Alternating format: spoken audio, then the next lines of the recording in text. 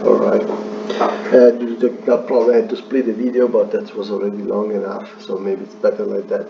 So we left the regenerated the face toolpath, and we can actually already test if that is correct. I mean, you can see it visually, but it's always good to go in the simulations. Now in the simulation you can do many things. You have the info where it tells you the RPM that the spindle is running, if it's in rapid or if it's in feed rate. It will tell you how much is it, the tool, the work offset, means G54, the operation, the time that will take. In the statistics you have like the actual machining time, the distance that it will cover, and etc., which is interesting, sometimes useful to plan your operation. What is important here in the display, I always set the tool view from shaft, so you eliminate the tool holder, which makes a better view. Toolpath, you want it for operation, as default should be like that, otherwise if you get for after or whole toolpath you will make a mess with all the operation. So for operation it's good. Then accuracy of the remaining stock. This one is a good level. The more you like, you can even lower it a bit. I don't know why. Okay. The more you put it, the more CPU will ask to your PC. So bear in mind.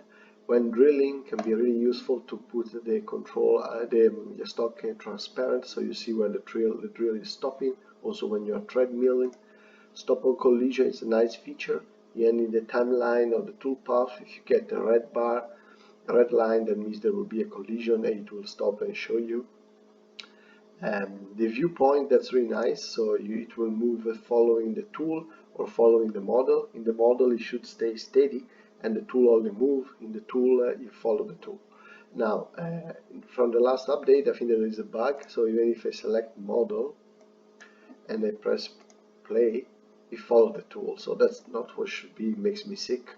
It should be like the stock. In this case the stock is fixed and the rest is moving, and only the tool is moving. But yeah, probably they will fix it within a couple of days, I hope.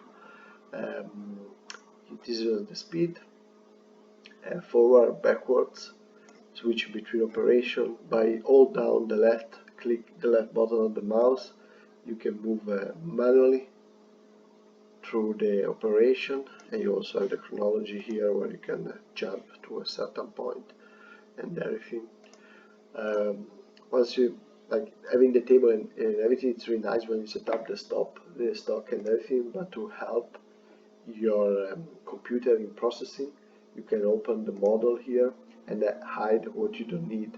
So like for instance now device 2, we are not actually use it, so we can hide the second vice, and also the mill table, we don't use it at the moment.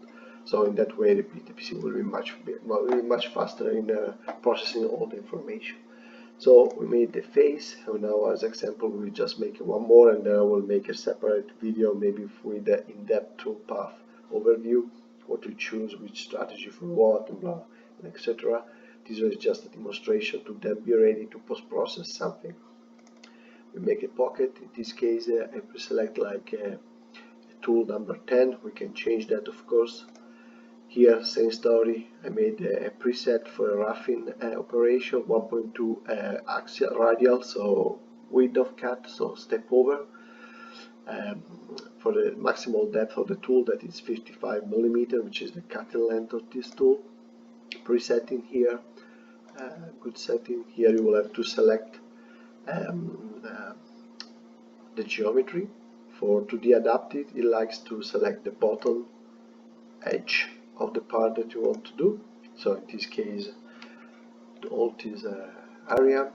If you select the wrong inside outside, you just press on the arrow, it will switch it. In this case was correct. And of course you can play much more here with stock, RAS machining, but that's way more advanced. We will do it maybe a separate video where you get more confident with that. The purpose here is just to get you started. The height, totally another story. As default, I selected at the bottom, it will be the contour that you selected. Of course you can change it, you can play with it based on what you want. If you have doubts, you go on one, you wait, and Fusion always pop-ups a nice legend where it tells you what it does, and I think it's really nice and guides you through the operation. Then you have the passage tab. Here you can see the tolerance, the built-in tolerance. That's good because it's a roughing operation. It's not to make precise parts, it's just to remove as much material as fast as possible. So don't change that. Optimal load is preset to 1.2. We can change it, and if we change whatever in all the parameters that are touched by this one, it will move automatically to custom. And remember that. So let's say, as an example, we moved from spindle speed to from 5,000 to 5,000. See? Oops, close it.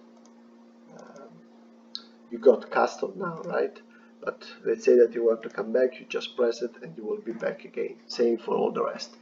Now, as default, I put here both way, which means that you will move a climbing, you will do climbing when you can, but then if it's available, you will also do unconventional.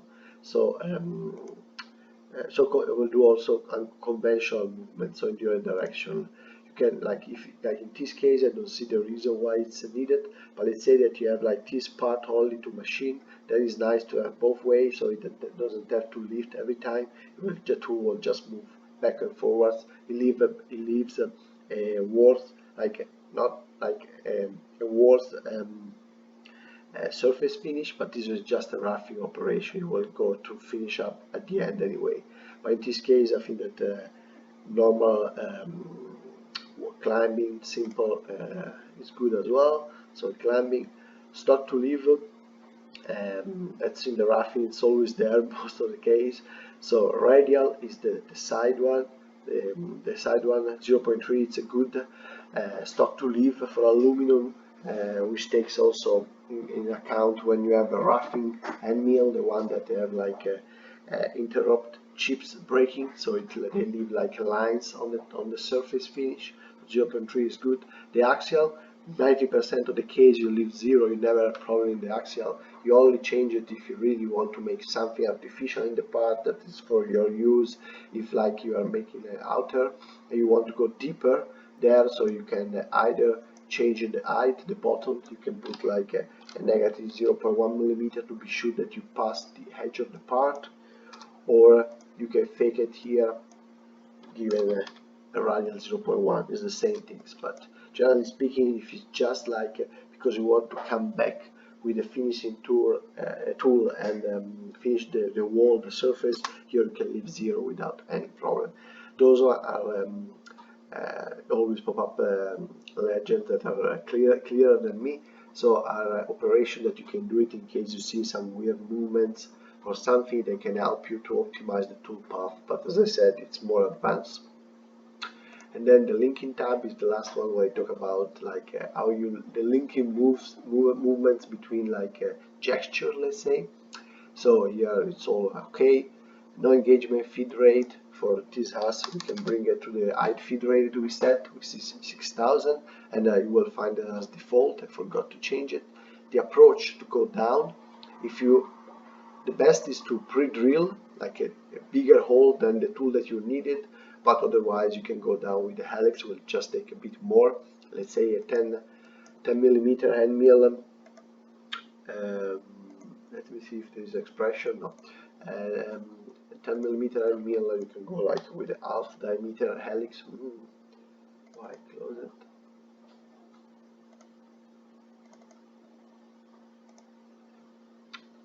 And this is the degree, the ramping degree, so that's quite shallow. Sometimes if you see vibration, too, it's really good, it's really shallow. The degree of the inclination, the slope of the helix. Sometimes when you see that the tool is rubbing too much, instead of cutting, you can just, instead of change the feed rate and everything, just wrap it up like a good 2, 3, 4 degree angle, and that will go a bit more aggressive, but it will create better chips. And in case you have pre-drilled it, or you want to enter like the helix or something from one side or the other, you can decide either pre-drill position, so you need like a hole or a sketch with a dot or something that tells which is the center point that you want to enter, or you can use the entry position, so you put a position wherever he will put the he will try to simulate post-process the closest point to get inside. Now, important point here is like I have 3 different contour, and I set helix. So will it like use helix all the time? No, Fusion is pretty smart. It detects when you enter the stock immediately, and then it will use helix. In this case, where it can enter the stock from outside, it will still plunge outside the stock because it knows that's a better operation to plunge, like to start the machine, and it's faster. So although we use helix, where it's possible you want to use helix to save time. So if now we do OK, we'll simulate the machining and the leftover stock. If now we go here, we use, by the way, if you select the toolpath that you want, you only see those. If you select the whole thing, we'll do all of them, and now these are not optimized, so you won't see nothing that is useful, so that's why I'm selecting the tool one alone. And now super nice. If we go through, I hate that he followed the tool, but that's a bug, and we switch to the next operation. You see, maybe it's too fast to appreciate the helix, so it's making the helix down to the depth, the deepness,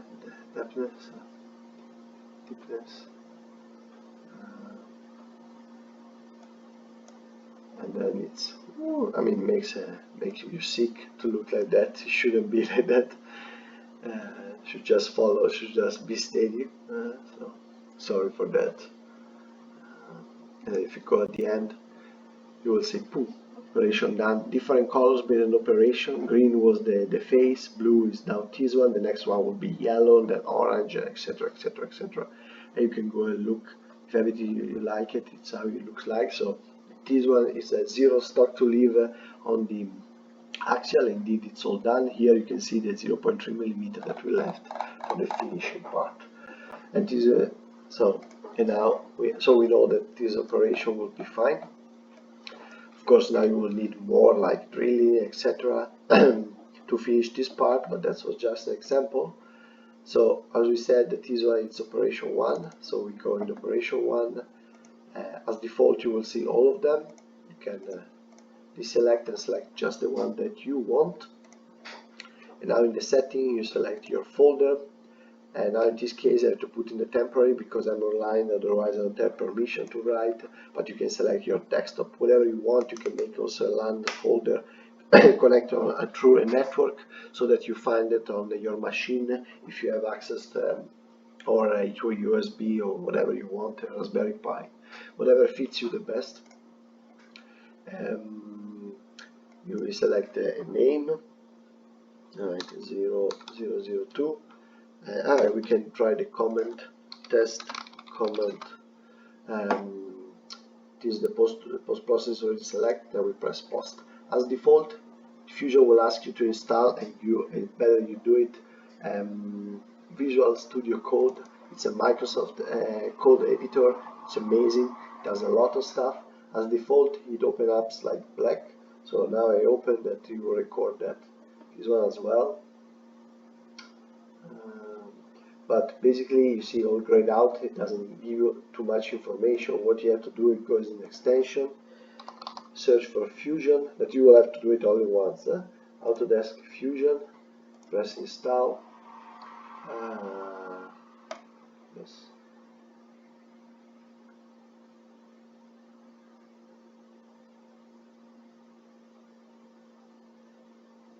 And then you write purple, you search for purple, shade of purple is a theme, yeah, and then set the color theme. And now when you look at your toolpath, it makes all sense, right? You have everything that counts there. I see there is a number in between brackets, that's command, so I guess this one will be visualized on your machine, but we can try that. So yeah, that's your toolpath. You're ready to rock and make chips.